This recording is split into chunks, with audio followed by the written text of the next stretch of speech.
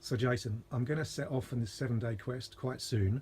I used to be very firm in the ideas of why I did things, and more recently I don't know anymore. I rarely have any answers for anything. I'm not very sure of myself whatsoever, and previously I've thought it's very important to have a motivation when you're running for the inevitable times when you feel pretty down and tired. So have you any idea for someone who's clueless, who's about to go into such a situation as the Marathon des Sables? Well, I think for starters, you are doing it, so it's happening, and so in a sense, maybe trying to understand why you're doing it before you do it is the reverse order. Maybe doing it as a way of arriving at an understanding of why you're doing it is more direct. Sometimes doing the thing is what allows us to understand why we did it, or why we might want to do something else next time, or sometimes we don't do the thing for ourselves at all.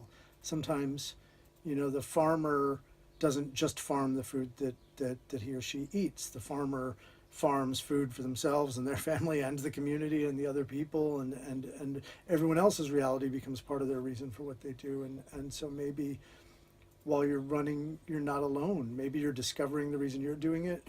Maybe somebody else has a reason for you doing it. Maybe other people get something out of what you do.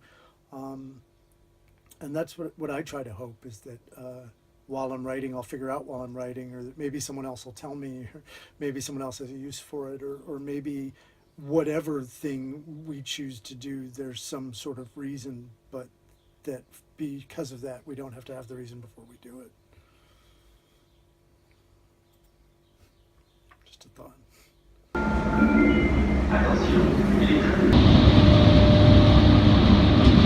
Aéroport Charles de Gaulle 1, terminaux 1 et 3. Alight here for terminals 1 and 3. Well, we fly out from Paris tomorrow for Morocco and the start of the Marathon des Sables. I'm feeling calm, relaxed, not nervous at all. I'm looking forward to it. I have been looking inside my own head to discover just why I'm doing this thing, but apart from the fact that my friend Jason asked me to come and do it with him, I can't find any reason. I've looked online to view a few films of the race. It shows previous competitors talking about it, and they speak of it as a 250k introspection, where it's them against the desert. I've been in the desert a few times, and I find it's troublesome to look on the desert as an adversary. I know it can be harsh, but it's also very beautiful. It's always been very kind to me. So maybe I've got to look inside myself for a different motivation. It's not me against something. Maybe it's me just running for the joy of it, and being just so entranced by the whole experience. I've also seen films where it shows competitors talking about this as the world's toughest foot race. It shows them being sick from dehydration, collapsing, crying in front of the camera, cutting open their feet so that they can get rid of their blisters and keep on running. I'm not sure how much of that is true. I guess I'll find out. I mean, it could be just bad preparation from the runners. It could be bad luck. A bit of sand gets into your shoe and causes a blister, and then you're stuffed. It could be some marketing tactics trying to make it seem very, very hard when really it's not. I don't know. But one thing's for sure: I'm going to take my cameras. I'm going to try and be as honest as I can be, as calm as I can be, and have a good time. Okay.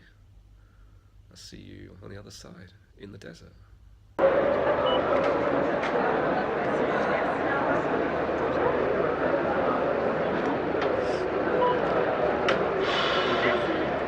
Merci beaucoup. Bonjour. Thank you.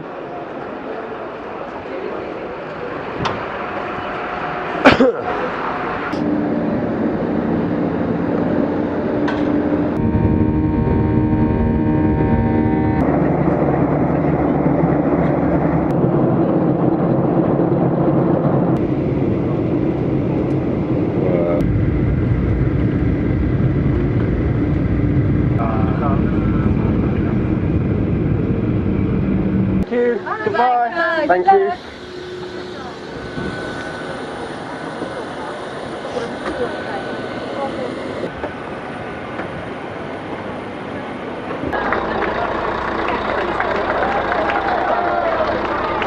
I'll leave her alone because her name. She's very.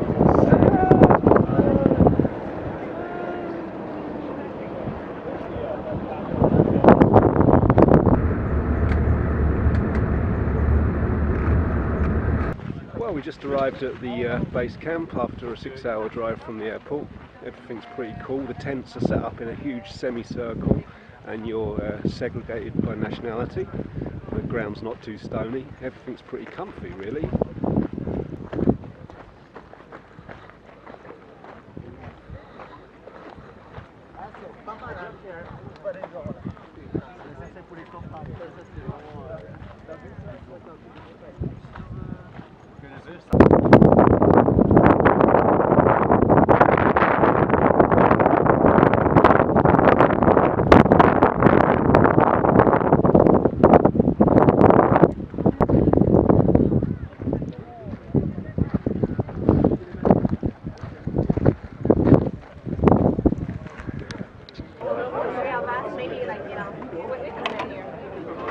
Moet je aanpraten de koers, dus sterk aan. Je zwijn zien. Oh, je zwijn? Je kan zwijnen.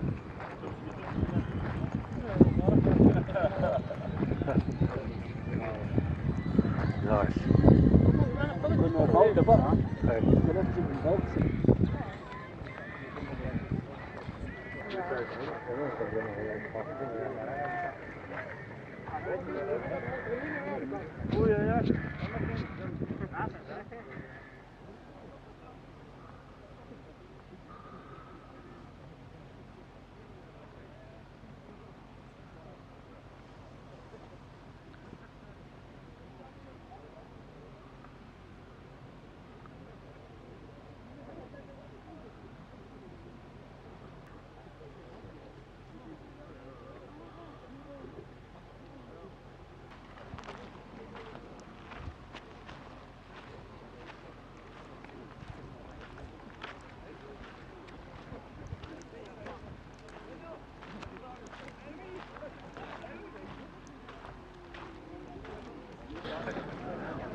Breakfast time.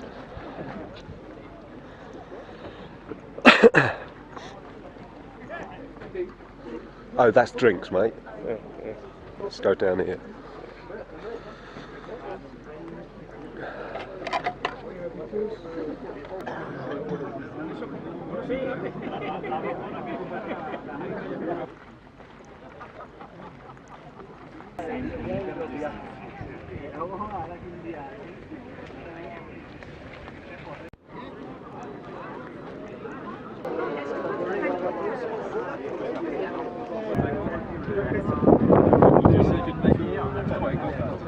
So I'm all set. I've got my numbers, I've got my spot beacon for finding me if I'm lost. My luggage is on that truck over there. Nothing to do now, just relax in camp and enjoy these beautiful surroundings. Look at the mountains around us. Fantastic, eh?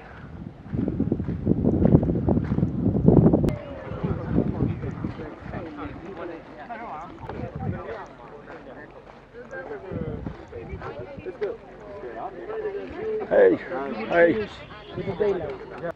Fitted my number, I'm fully prepared. I thought I'd take this time to show you around our sleeping accommodation. It's a tent that comes up like this. You've got a couple of poles that support the roof. We've got a carpet flat on the ground. We've taken most of the stones out, so it's quite a comfy place to sleep. I've used the stones from my bit of the carpet actually to build a little fireplace that I'm going to fire up tomorrow morning to cook a breakfast. And we store our water here. Each of our water bottles has got our bib number on it, so if they find our bottles are discarded in the desert, they're going to penalise us, which is a very good thing. So yeah, here's the space. Plenty of room for 6 of us actually.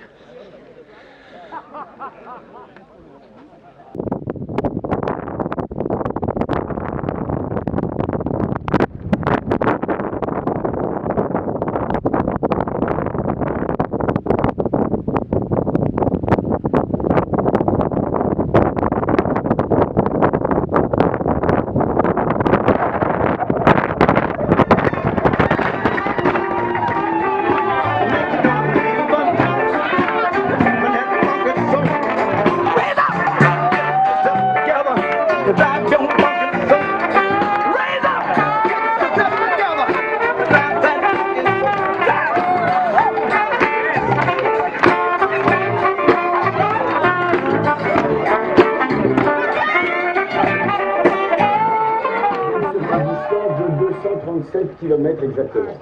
So this edition will be 237 kilometers exactly within the province of Tenerife and Errachidia.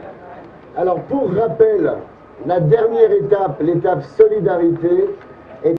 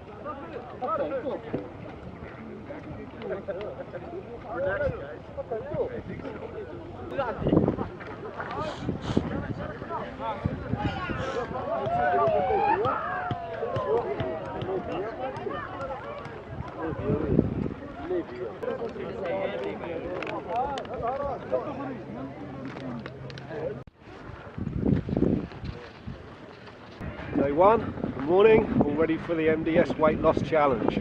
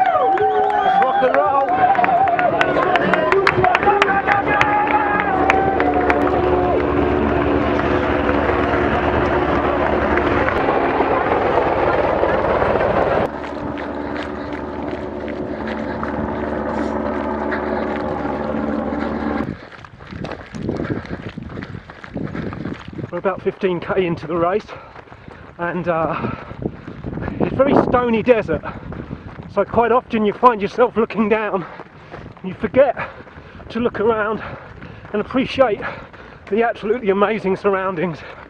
We are so lucky to be running here. It's amazing.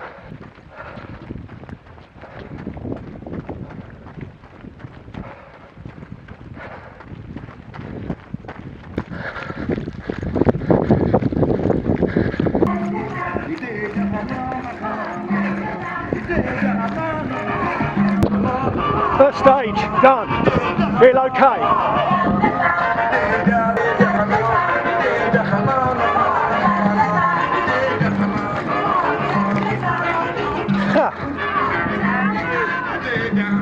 Nice one, well done. Nice one, man. Good seeing you. Yeah, good running. I waited for a few minutes. No. I thought you were just a little bit too far back. No, you shouldn't. So, but I thought it'd be fun if you were right there. But thank you got me through that.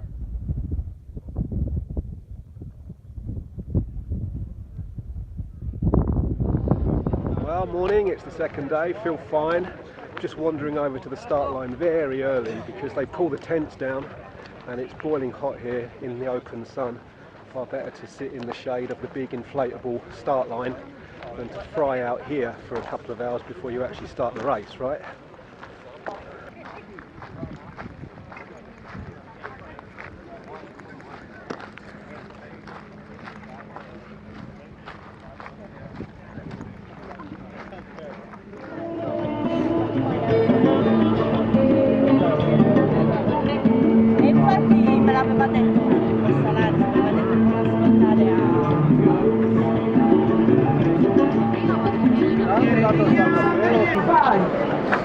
Set.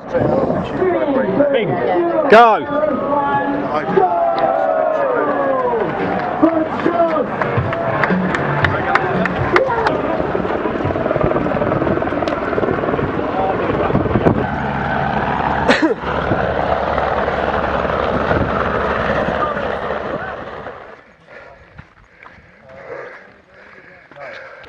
couple of K of sand dunes to start, then fairly flat stony desert, and now we're going up into the dunes again.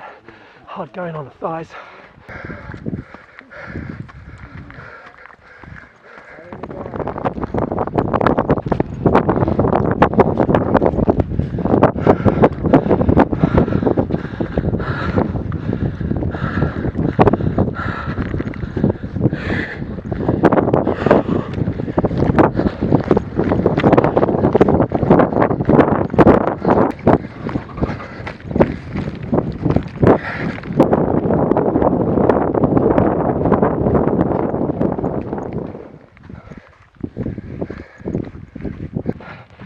Going to get to a checkpoint, and then we're going to go over those mountains there, which is going to be very tough.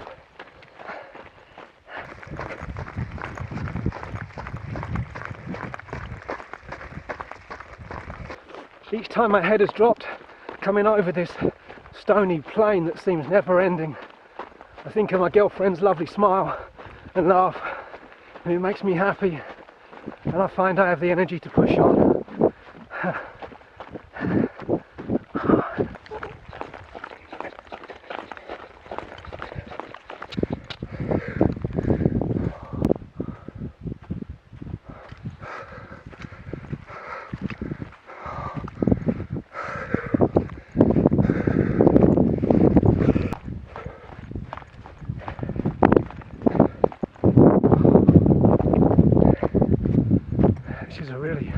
Cruel set of dunes, and before us is the high mountain that we have to climb next.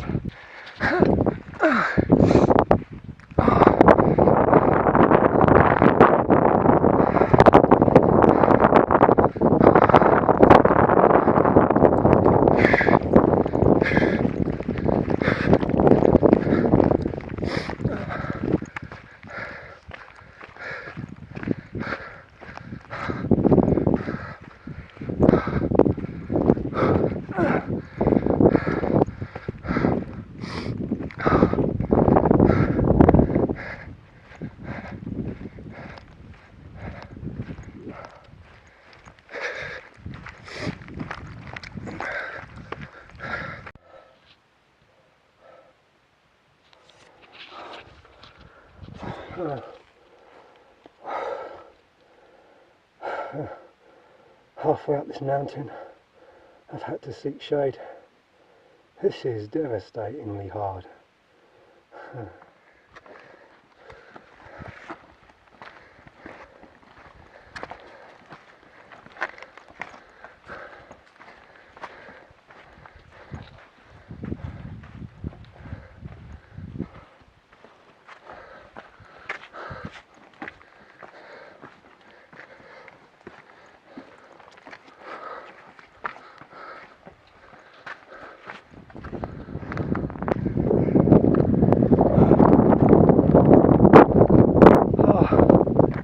I didn't think I'd make it. I've got nothing left in my legs.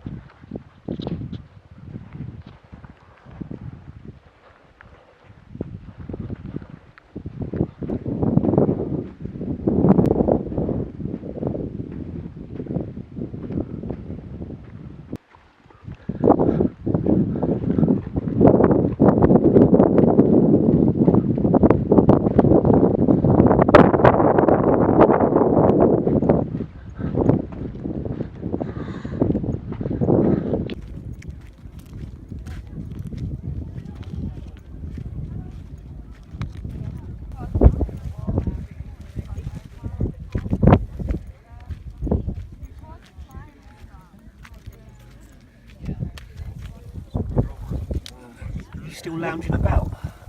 Yeah. Capturing this moment, Jay, on video for posterity. What's going on here then? Got a bit of a blister in the toenail that is. I don't know the toenail. The nails flew out. Oh fuck. Gonna go to the medic.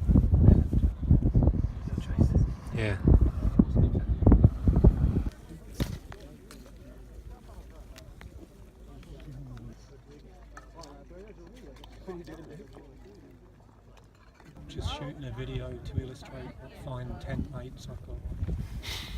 Is this going to be part of the masterpiece? Yeah. Ah, that's good. Vegan Dave's desert masterpiece.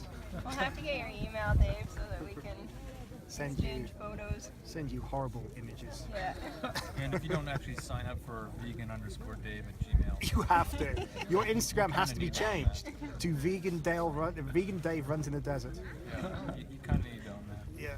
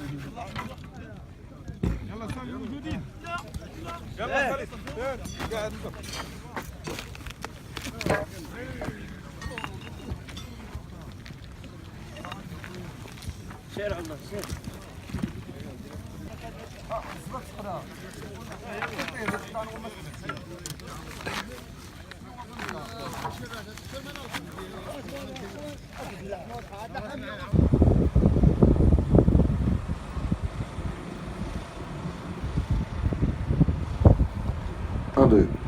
1, 1, 1. Test micro 2. Je reçois. 1, 2. See where we're going? Yeah, up there. Directly up there. So you can see a orange marker there. Oh yeah. And then if you look further up at just where the two meet together, there's another one up there. So I think we're going to climb right up over that. Okay. On the start line now, enjoying the shade whilst it lasts.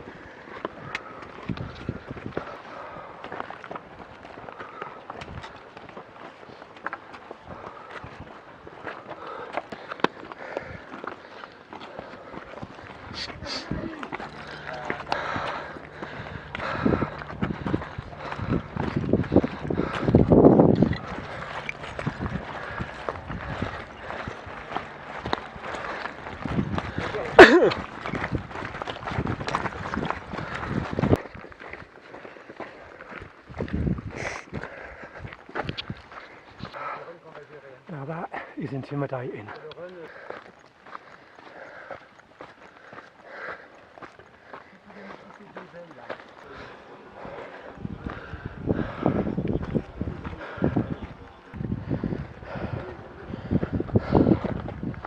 Bonjour. Bonjour. Bienvenue. Hey.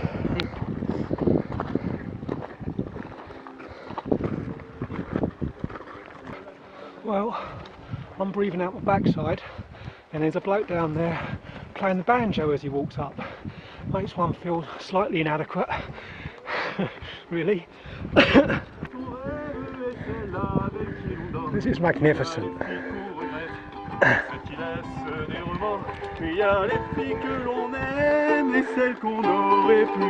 Magnificent.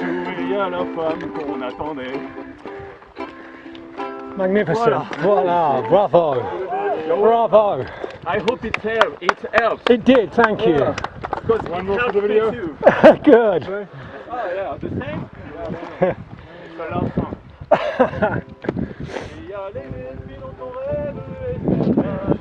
What a hero, yeah, true.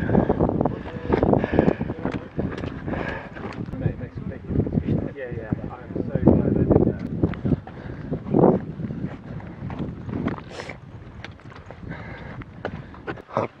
Oh wow, that's something. Are we okay if we ask this dot properties up here to take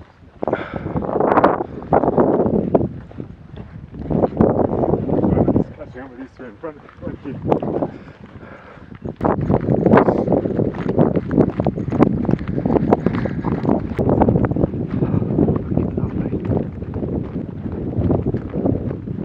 I can still see people streaming across the plain.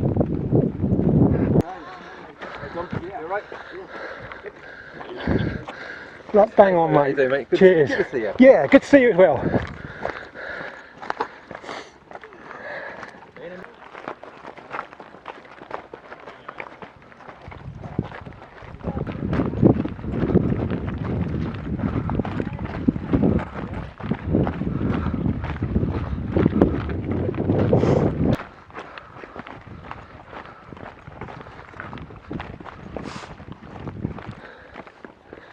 There's a checkpoint.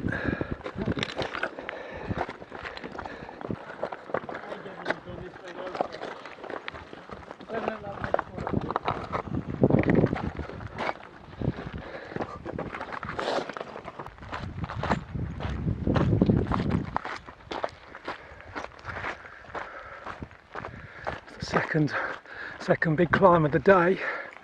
We're going all the way up there. Oh. It's our friend on the banjo again. Ooh, got to concentrate, not listen to the music quite so much.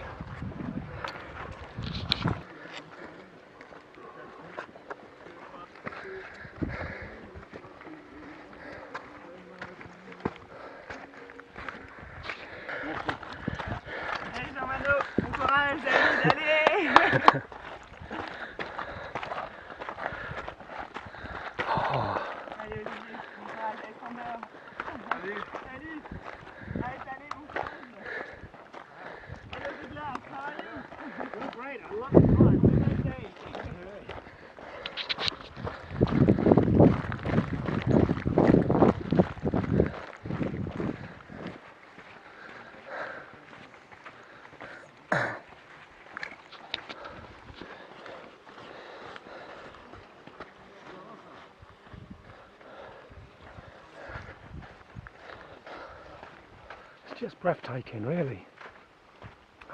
I've done so many trail races and never been just so blown away by the scenery as I am on the Marathon des Sables. It's just wow. Wow.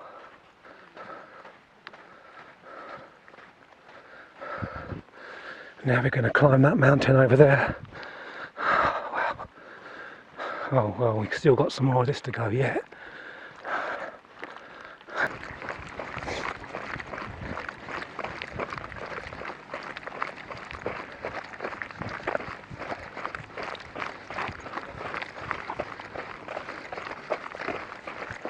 Guy with the banjo still singing.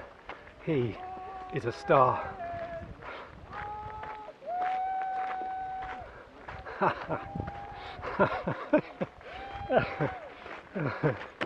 So you can see the sand dune. We're going to go right up the top of the mountain, skirting the, I reckon, the side of the dune. and the cliff face. If this was in any other situation, a day hike, I'd look at that and think, no, I can't do that. I'm not going to do it. But here it's just like, just a very small part of a fairly easy day.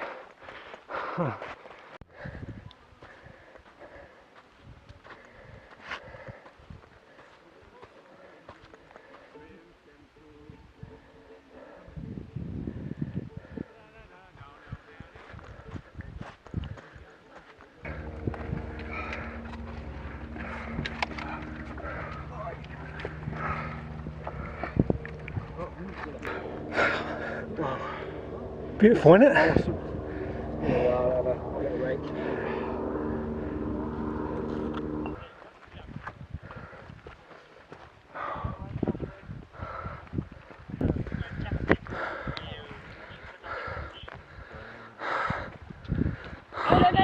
On the left side.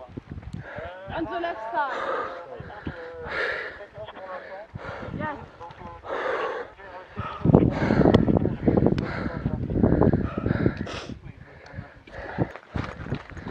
Wow, look at this blue rock I'm running on.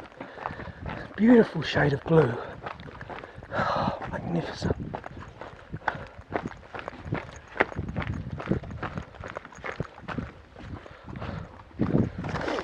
This is the same valley that we came up yesterday.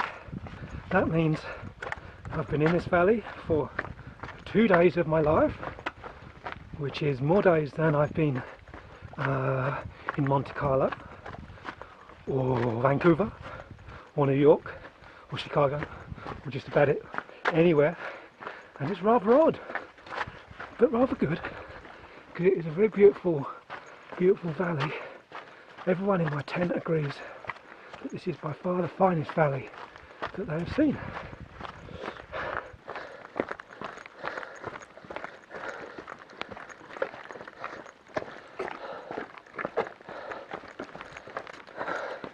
How are you, mate?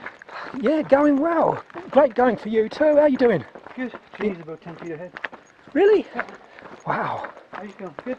Better today than yesterday, yeah. Me too. Good, good. Yeah, feeling strong. Good, mate. I gotta work on my assault technique though. Well, I feel like an old man. so am I.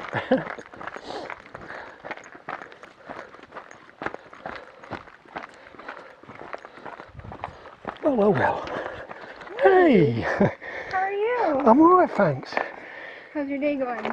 It's okay, it's better than yesterday. Oh, this was a tough day for me. Well, it has been very tough. It was just that I felt that yesterday for me was super tough. Yeah. How are you feeling now? Are you... I'm tired of this.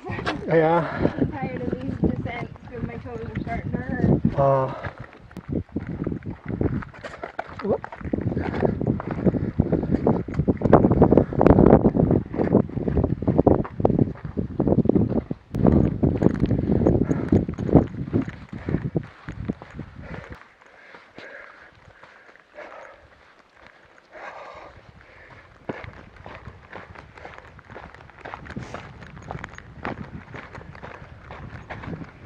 Well, at this stage of the day, all thoughts of placing, trying to make up time or whatever go out of my head, and I just think, I just want to finish. I can't see camp. I think it's a couple of K away and I'm done, really. Just gotta keep walking.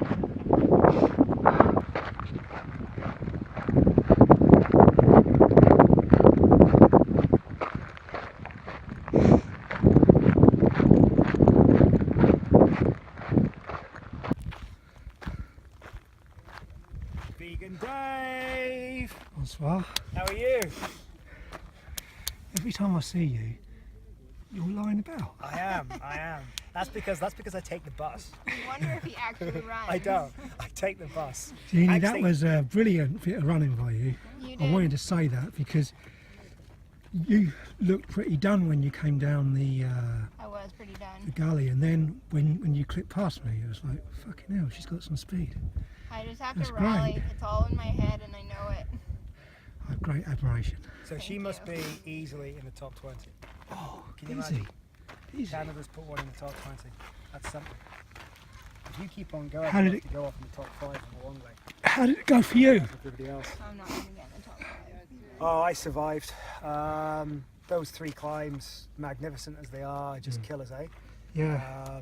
You know, I loved it, but you know, I suffered on the final climb again. I suffered on the dunes after that, and then this plane here just seemed to go on forever. No, it did, didn't it? It was awful. Yeah. And then you crest that, and that was where checkpoint was on the long leg. If you remember, Jeannie. I remember that. I suddenly remembered where I was and came across that, saw this bivouac, and I think, you know, there's no better sight in sport.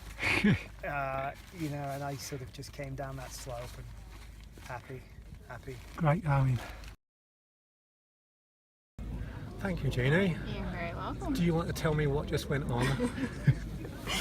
You got up to leave the tent and you were holding onto the poles and breathing really hard and did not sound good. And then you sort of staggered and I asked you if you were okay and you said you were fine. And then we watched you as you walked out there and you sort of started to leave, and then I jumped up to run out and get you to stop because I didn't want you to fall. And then Simon came out right behind me, and by the time I got out there you'd already fallen down. And then we tried to get you up and you just kept telling us that you were fine, you were fine, you were fine. And then one of the Canadian guys came over and an Irish guy came over and you were trying to get up and then you started to collapse again, and then they put your arms around their necks and you almost stood up and then your eyes rolled back in your head and you were completely out. Wow.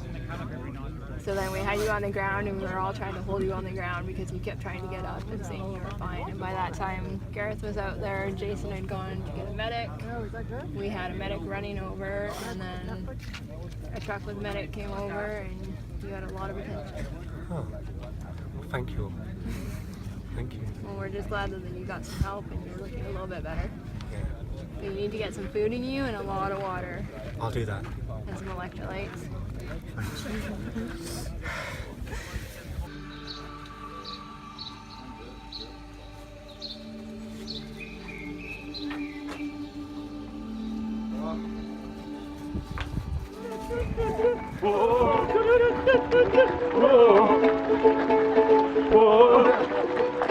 À la foire du village, un jour je lui ai soupiré que je voudrais être une femme suspendue à un pommier, et qu'à chaque fois qu'elle passe, elle vienne me mordre dedans. Mais elle est passée tout en me montrant ses jolies dents. Elle m'a dit d'aller siffler là-haut sur la colline. Well, I had quite a scare yesterday. If I'd have collapsed like that in the open desert, not in camp, then it might have turned out very differently.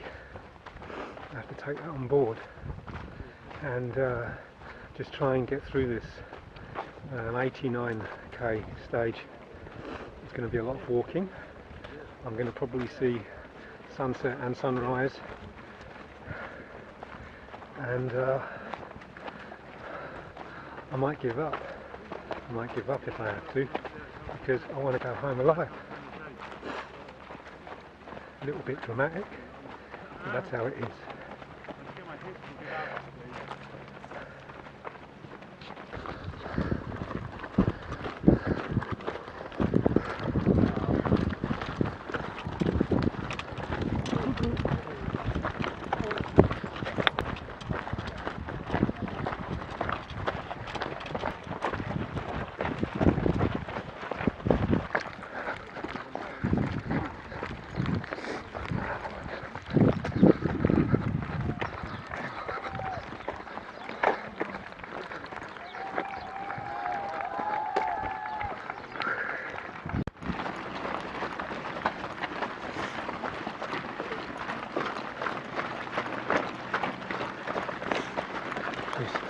Another nice call. I'm in no rush. Oh, that's right.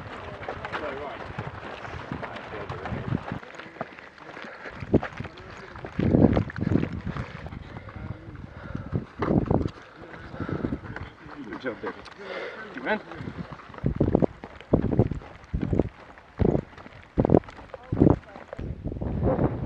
so beautiful, no matter what.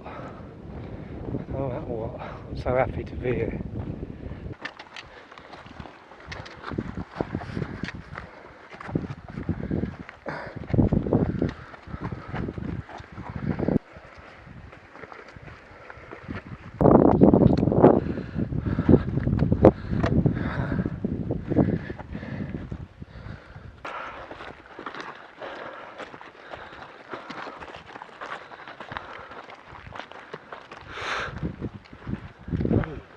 Ah, there's the first checkpoint of the day.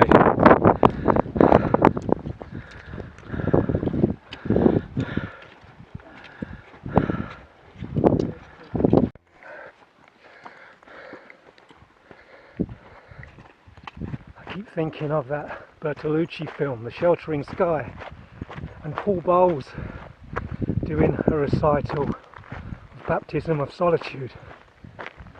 It's just, I can see how those pieces of art were created now. Immediately when you arrive in Sahara, for the first or the 10th time, you notice the stillness. It's an incredible, absolute silence prevailing outside the towns and within. Even in busy places like the markets, there is a hushed quality in the air, as if the quiet were a conscious force which, resenting the intrusion of sound, minimizes and disperses sound straight away. Then there is the sky, compared to which all other skies seem faint-hearted efforts. Solid and luminous, it is always the focal point of the landscape. At sunset, the precise, curved shadow of the earth rises into it swiftly from the horizon, cutting into light section and dark section. And when all daylight is gone, and the space is thick with stars, it is still of an intense and burning blue, darkest directly overhead and paling towards the earth, so that the night never really goes dark. If you leave the gate of the fort or town behind, past the camels lying outside, go up into the dunes or out onto the hard stony plain and stand a while alone. Presently, you will either shiver and hurry back inside the walls, or you will go on standing there and let something very peculiar happen to you.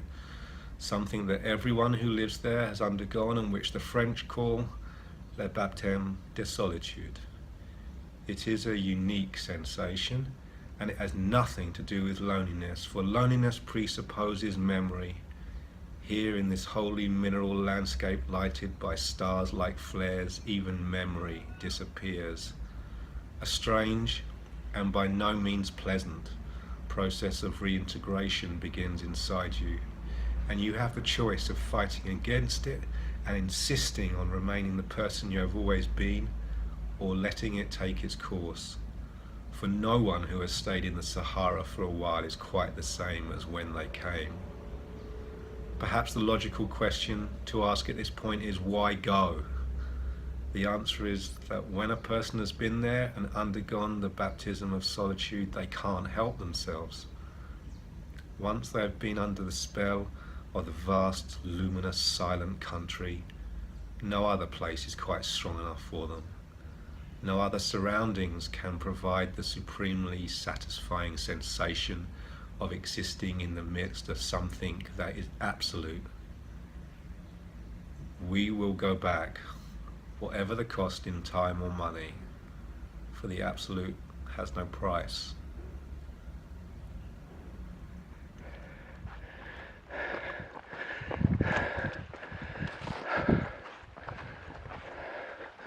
Go for it, mate.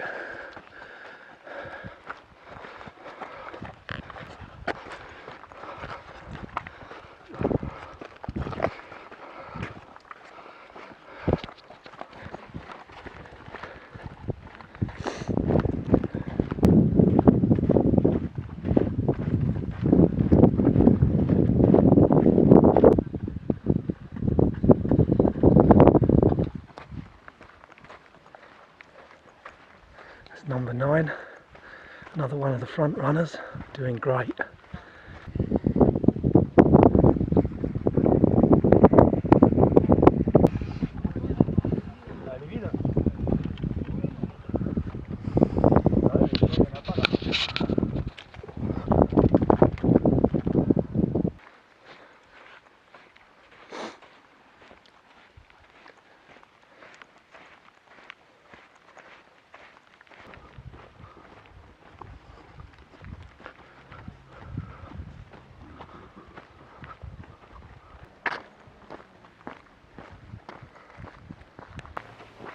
Well, you know, I thought there'd be tears today.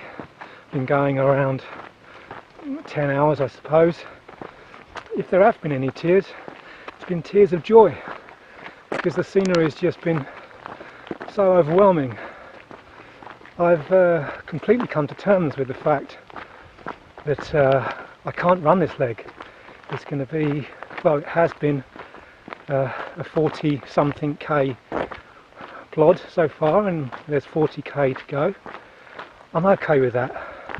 After yesterday, it was a little bit frightening. Not at the time, when you like have the experience I had. Everything looks white and beautiful. You just see the desert, the stony desert, and then bang, you're gone. There's no fear or pain.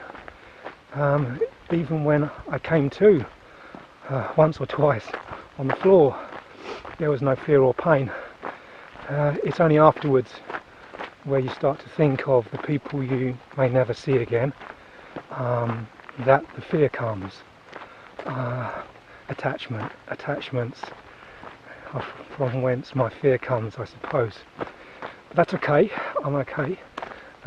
So today and tomorrow and the next day is all about just getting through it and walking out of the desert, as opposed to being taken out in some way. There's a fly. Oi, fly, go away. Flies everywhere. Yeah, so it's been fine. I came into this whole experience as a proud runner, and now I guess I've transformed into something else. I'm no longer a proud runner. I'm kind of pleased to say, so maybe I didn't really want to be that. More of an almost nothing blowing through the Sahara. In fact, if I was to have an epitaph at this moment in time, it would be Dave Wise, just about almost nothing, blowing through the Sahara, and I'd be alright with that. It's going to be a lovely sunset. Well, we're at checkpoint 4 or 5, I'm not quite sure. A lovely view.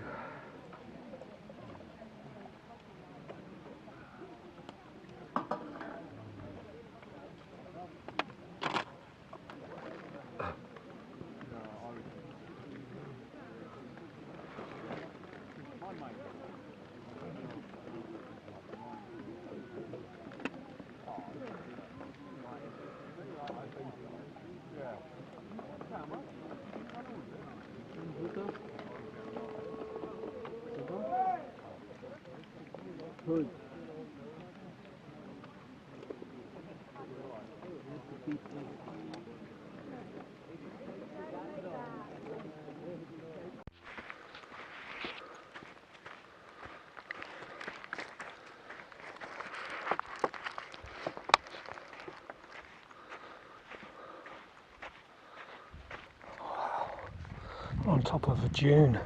I didn't realise that I was that far above the desert. The light just drops away.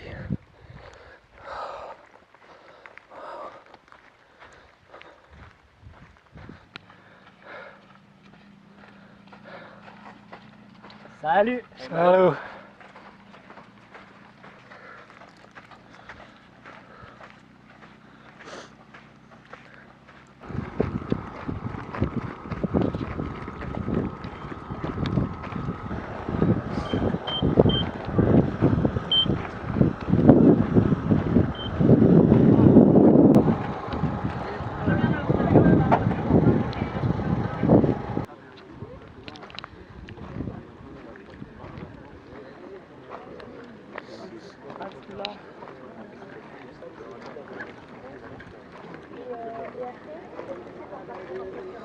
Après, je peux regarder pour te renseigner, mais je ne sais pas par cœur.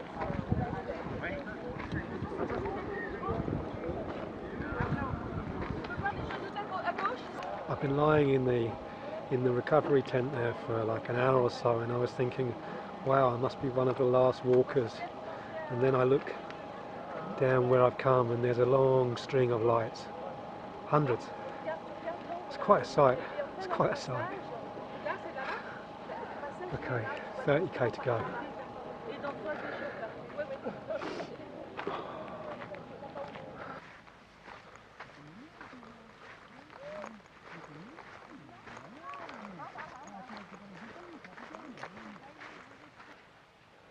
Can you see the full moon behind me? So lovely to be out here in the desert. It really is peaceful and beautiful. In the desert with the full moon. How lucky.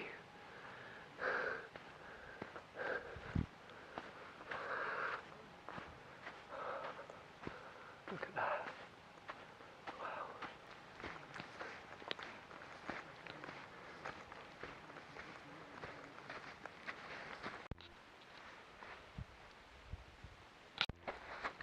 One hour ago I have seen a scorpion.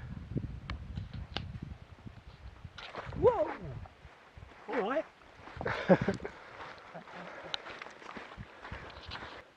I've been walking for about 2 hours now. There's no one else around. It's just a full moon. I wanted to share the silence with you.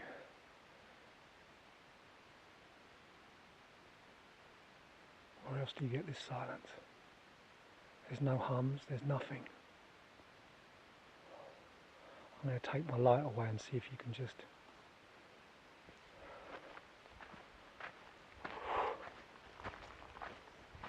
It's okay to see by the light of the moon here actually. I can just wander. I can see the outlines of the mountains over there. In the middle of the dunes.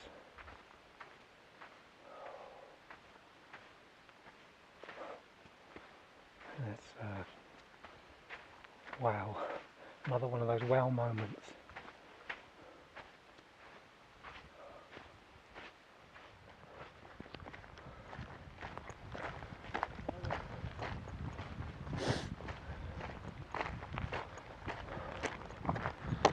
There's camp.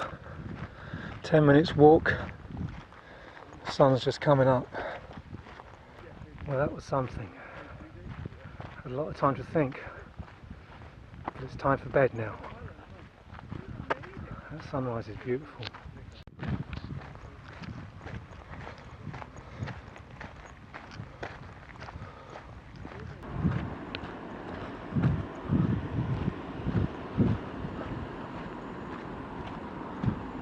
And that's that.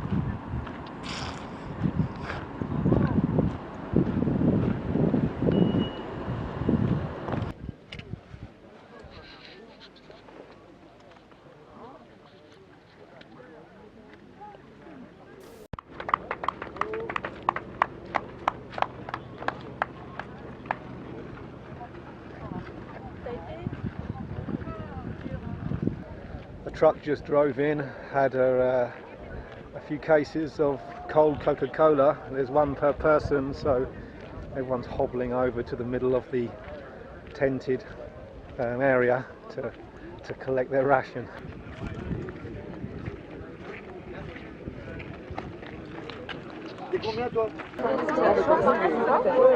David. Hey. Merci beaucoup.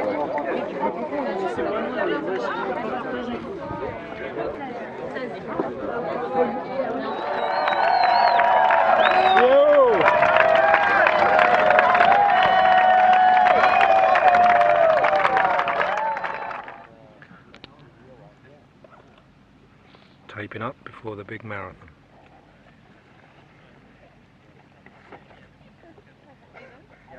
Various different techniques in action. I prefer mine. Obviously. Yes.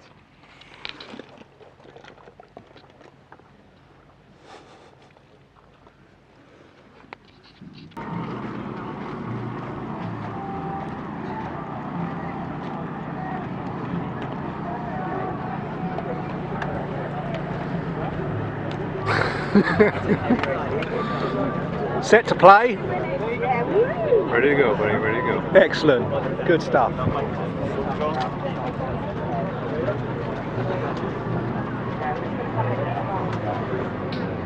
Allez, vite les gars, du coup. On vous aime très fort.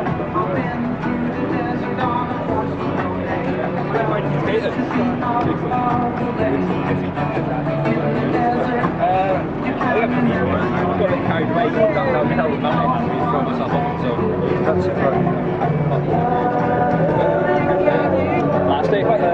Yeah.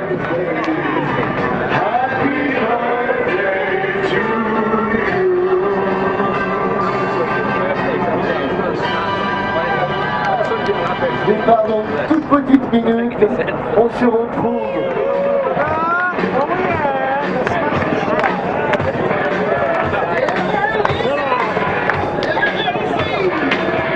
Seconde, attention, les comptes.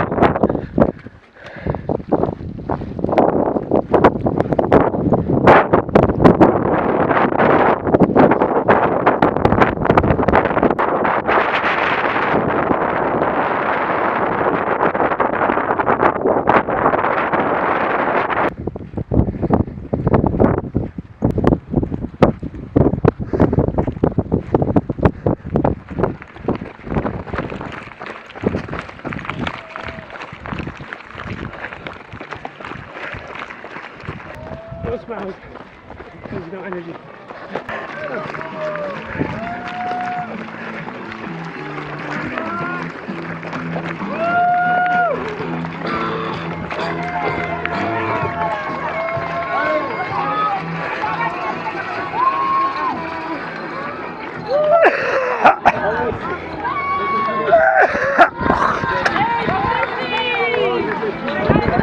Avec un bisou.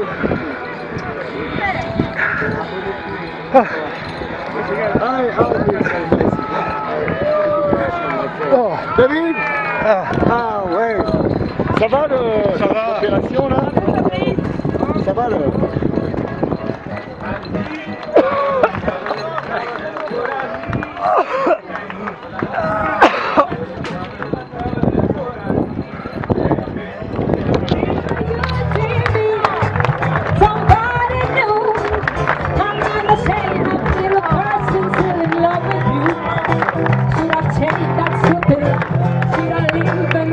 Keep you sick, I can go. You should have let it die.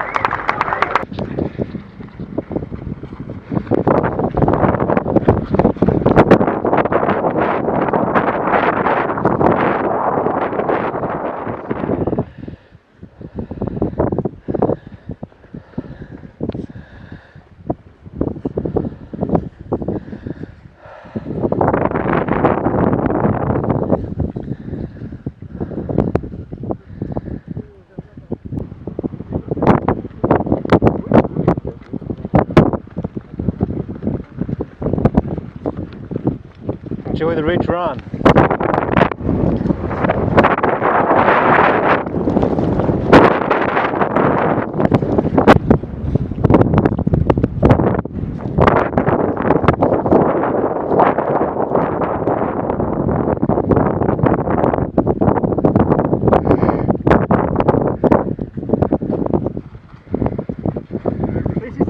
Video I've ever seen in my life. When it's all spliced together, I'm most disappointed, Dave.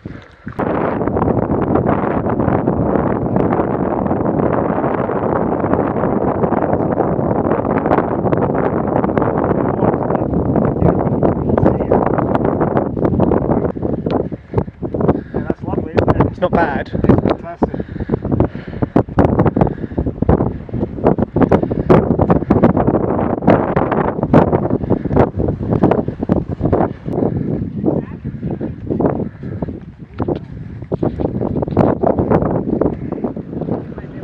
Congrats, mate.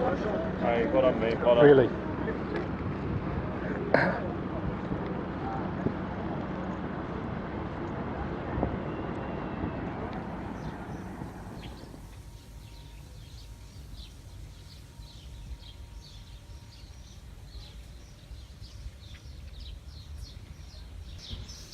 Hey, so I got many things wrong in the MDS, so I don't think I'm qualified to speak to people about that, but I know that Jeannie's done it 3 times now and Gareth's done it twice, so I'd really like your advice for people who are coming to this for the first time maybe on how they can have the best possible experience and perform to their best ability. Sure. Do you want to start? Or do you want me to start? How about you start with your experience from last year? Anybody coming in, I think the first thing, and it seems fairly simple, we've talked a lot about it, is making sure your food is right, making sure your feet are right. So what is that? How do you make sure? Because people told me take about 2 to 2,500 calories, but so do you have to actually do that dry run of running a marathon one day, then eating your dried food that night, and then trying to run the next day? No, I mean, not for me. So consistency in training is one thing. Yeah.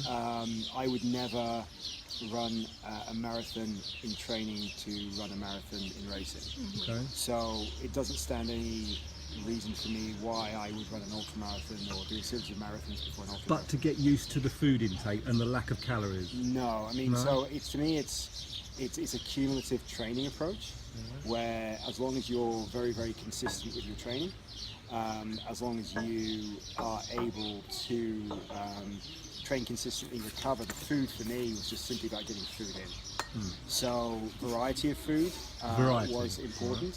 Okay. We actually have the waiter coming now, which is Jason, who's also a 2-time MDS finisher. Thank you, Jason. You know, so the calories in is always really good. So I mean, I didn't have an issue with food in that way. No. So how many calories per day do you think you did, and how did you split it up between, because that was important, like breakfast and fuel for running and then recovery? How would you roughly split that up? So mine was about 2,100 a day. Yeah. I think the recommended daily minimum was 2,000. Mm-hmm. I basically worked out from a race day nutrition perspective how many hours I would be out there.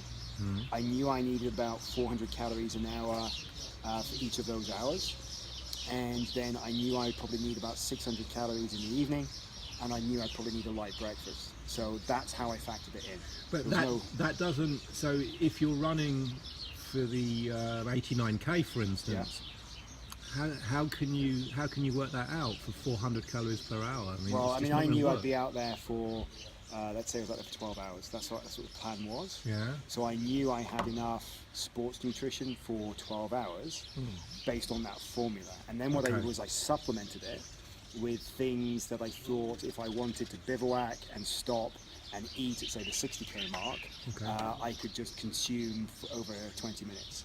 So it was pepperoni, it was peanuts, it had M&Ms, it had just that kind of stuff that was more natural food, more normal food, human food. And then on top of that, there was a lot of the sports food as well.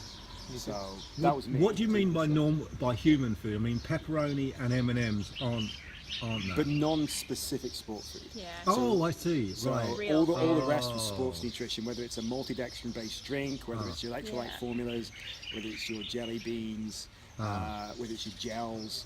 That is all that raw sugar stuff that just powers you for those 12 hours. Right. And then I would have something that if I wanted to bivouac, take a rest, have a drink, and eat something that wasn't that, that's what that was. So that's as much to give you a mental lift then, is it? The stuff that you're talking about, the pepperoni and the cravings. Yeah, cravings. I think it's, for me, I did sort of the same thing. I brought more real food this year. Yeah. I brought almonds, pistachios, mangoes, just like real food, because I find that you can pull up a marathon on sugar foods, and then you go back to eating real food. But if you try to do that day after day after day after day, my stomach just starts to rebel, and you don't want it. It's hard to take it in. It doesn't sit well. So it's like you run, you take in the sort of multi-dextrose, the sport beans, the goo sort of stuff. Your stomach can deal with it all day, and then you get back to the tent and you start eating some real foods. But I did the same thing for the long day. I had little packets of real food so I could sit and munch on almonds as I was walking along, or quickly at a CP. All right. Just to sort of keep my stomach settled. Okay. And did you bring the same as Gareth in the calories per day and the ratio for breakfast, dinner, and during the run, do you think? No, I brought significantly less. Did you? I wouldn't say I didn't bring enough food. I think I had enough food to get me through in terms of calories, but the thing my food lacked was some variety. So, and that was important from last year as well, that we found. We were better this year, but it still wasn't right. There wasn't enough variety. So last year I had a lot of rice, as an example, and I found the rice doesn't dehydrate or rehydrate as well, so I switched to pasta, which meant that there was a less variety in terms of the number of pasta dishes I had. I tried to supplement it with more salty things. I still think that some of the sauces in the pasta dishes just didn't work at all. You just didn't want them. As the week goes on, you just don't want to eat certain things.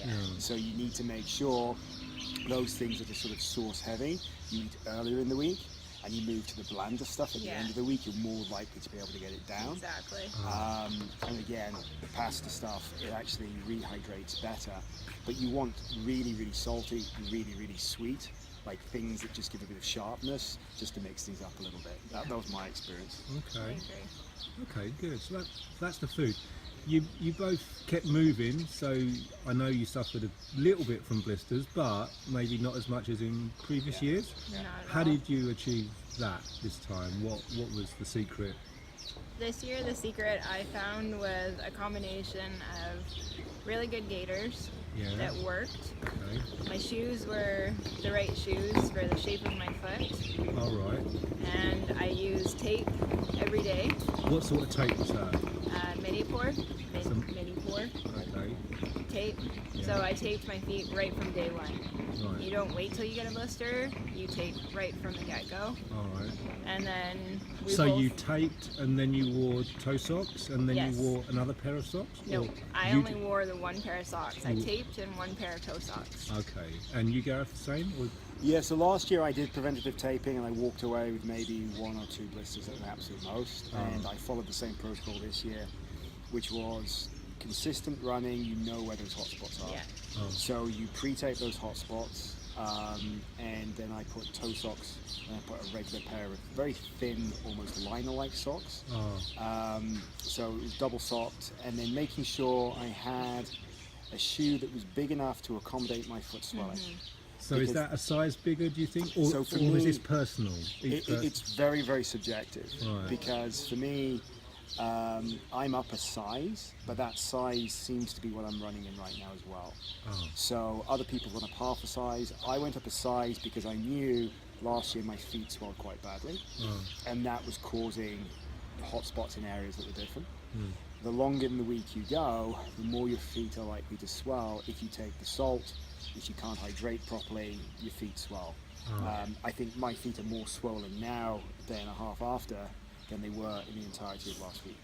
So I did that, but the preventative taping is huge, especially for me at least, in this sort of spot on the foot. Yeah. That's where on the long leg both years I found that I seem to have this callus. It doesn't become a blister, it goes straight to a callus. It feels like a lump. So to really pad that with layers and layers of tape, that's what I would do for the next long leg, is to just actually build that up to prevent that sort of impact, because it's just where you're kind of pouring when you run. What did you mean, Jeannie, by getting shoes that did you say something specific? It was your shape. That worked for me. Yeah. I tried Hoka's, and I find Hoka's are a very straight shoe. There's not a lot of shapes to them. They don't have a wide toe box. They don't have a narrow heel. They're sort of the same shape from toe to heel. And this year I went to Solomon's, which my feet fit very nicely. Solomon's have a wider toe box. They curve in. They sort of cup the side of your foot, and then the heel cups you. There's something I think I read it on a blog called I Run Far, and they said on there that the only people in their MDS that didn't get blisters were wearing Solomons and Brooks. It might have been the shape. What do you? I wore Solomon's the same as last so year, and it's the it same. was me that Jeannie wore the same pair. This year we talked beforehand. What was interesting about those shoes was they have this, I think it's almost like a boa system in which it tightens at the top. They don't have laces. Yeah, I've seen those, yeah. And when I was speaking to the doctors, because my ankle swelled up, he actually blamed that mechanism. If you tighten it too tight, it actually pinches the top of your foot and it causes a bit of a ligament damage that I've been suffering from.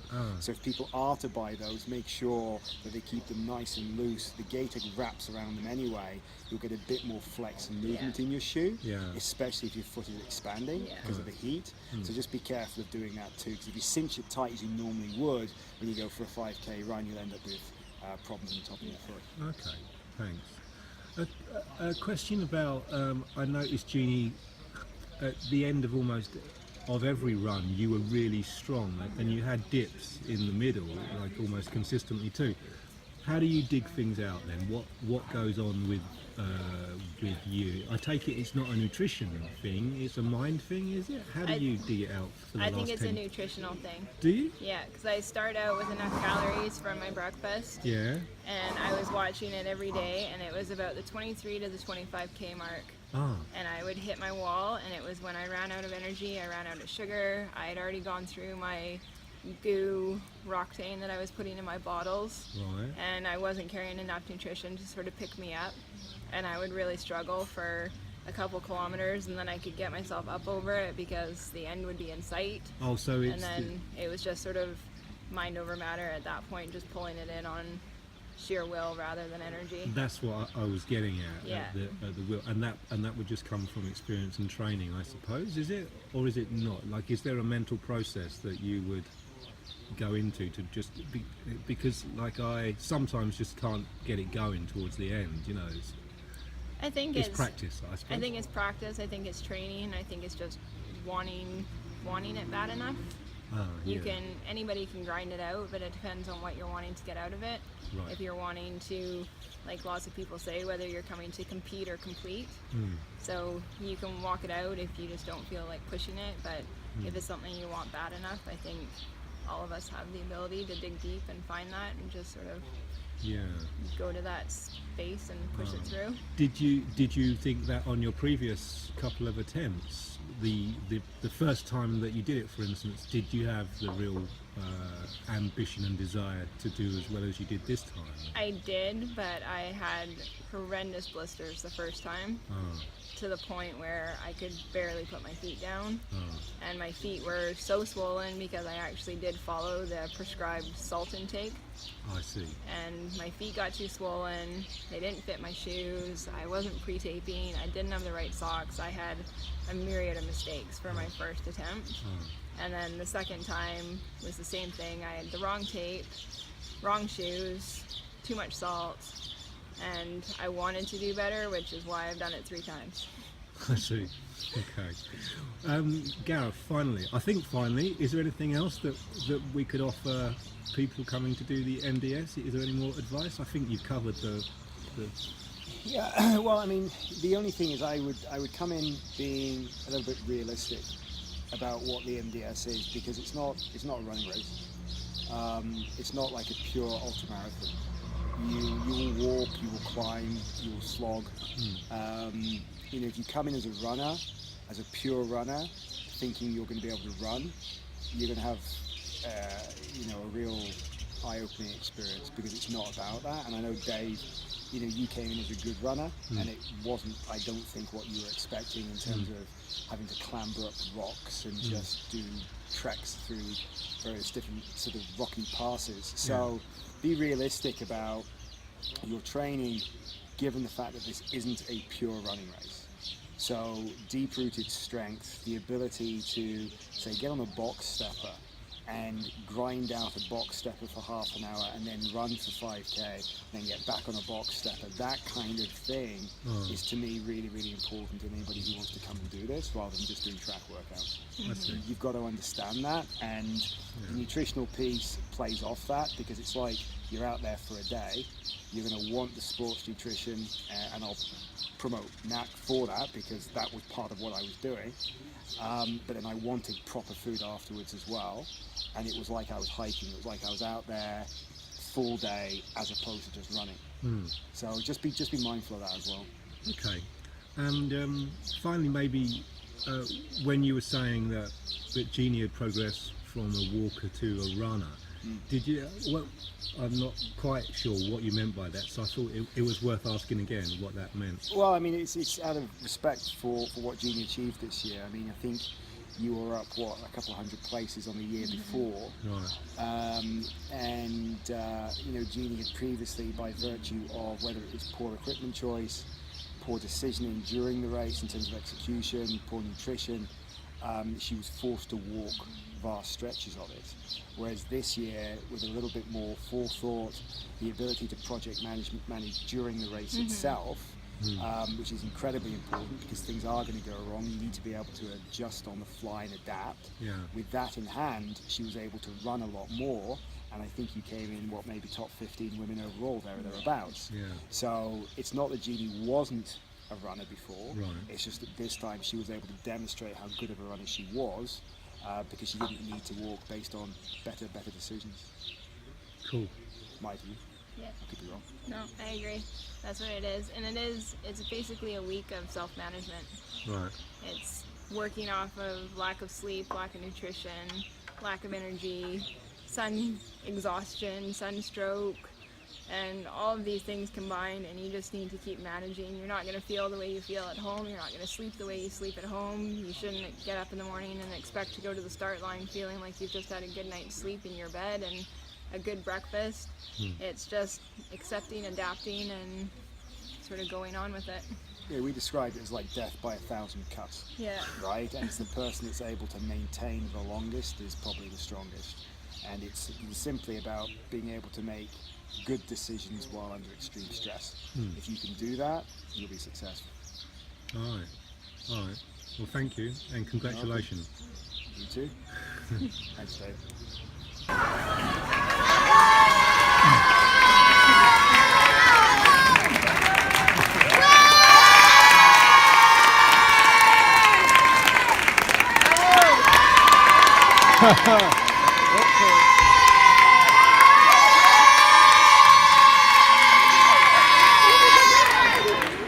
How funny.